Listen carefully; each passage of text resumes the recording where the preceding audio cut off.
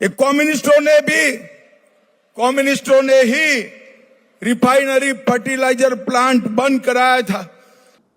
ये देश का गृह मंत्री असत्य अज्ञानता पूर्वक भाषण है माननीय अमित शाह का। इल्जाम लगा दिया कि कम्युनिस्टों ने बरौनी रिफाइनरी बंद किया।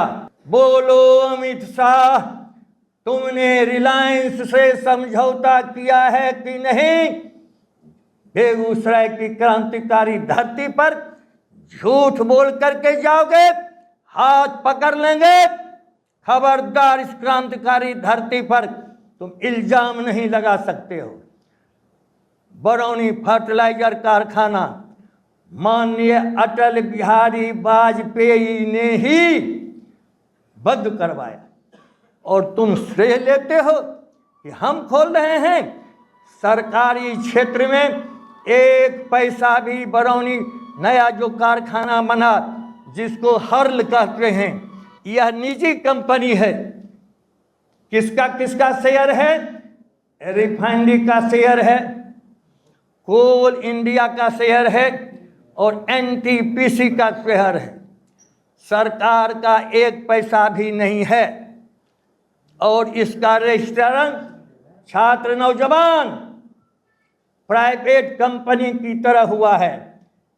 यह खाद कारखाना प्राइवेट कंपनी चला रही है और स्थानीय युवक को नौकरी नहीं है। छिटपुट कोई बहाल बेटा होता है तो इसमें न तो न्यूनतम वेतन है, मिनिमम वेज, और न रिजर्वेशन है, न आरक्षण है। अमित शाह, आरक्षण जो संविधान में भीमराव बाबा अंबेडकर, पंडित जवाहरलाल नेहरू ने दिया है, वह आरक्षण जो सामाजिक न्याय का हमारा अधिकार है, आपने छीन लिया है। यहां आके भाइयों और बहनों, खबरदार, हम जीतेंगे और आरक्षण छीनने वाले को हम जेल के अंदर बंद करेंगे, क्योंकि यह एक अपराध है। आरक्षण छीनना संविधान के खिलाफ है। यह कांग्रेस सरकार को गाली देता है, नेहरू की नीति को।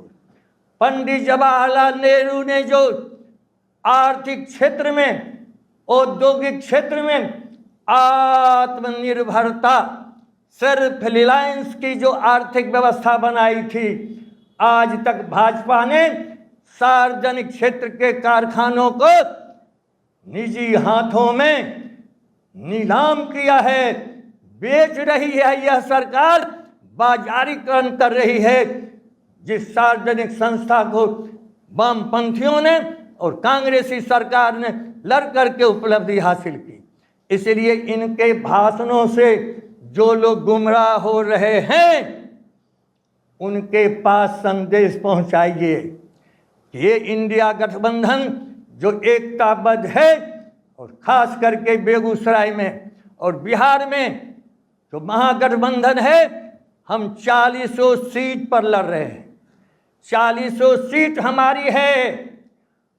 और यह हमने तो आम सभा में घोषणा की, ये जो आने वाला 2025 का चुनाव है उसका ये रिहर्सल भी है।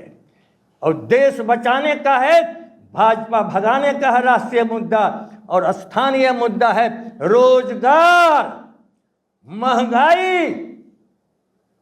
रोजगार का ही सवाल दरपेश है। जितना भी उन्मादी तेवर दिखाता है भाजपा वाला, आज तक होता था कि भाजपा के ही पीछ पर विपक्ष बॉलिंग करता था। अब बेटा तेजस्वी, इंडिया गठबंधन, महागठबंधन जिंदाबाद, हमने अपना एजेंडा तैयार किया है। रोजगार हमारा एजेंडा है। इस पर देश का प्रधानमंत्री कुछ नहीं, अमित शाह कुछ नहीं, यहाँ का सांसद कुछ बोलता ही नहीं। हम अपने जुझारू तेवर को बूथ पर मरने मिटने के लिए तैयार हो जाएं कि आज चूंकि हमारी जिंदगी का सवाल है, ये कॉमरेड अवधेश राय का सवाल नहीं है, ये शत्रुघ्न प्रसाद सिंह का सवाल नहीं है केवल, ये केवल देशभक्त बेटा रंजीत का ही सवाल नहीं है, कॉमरेड राम नरेश पांडे का सवाल नहीं है, तेजस्वी लालू जी का सवाल नहीं है।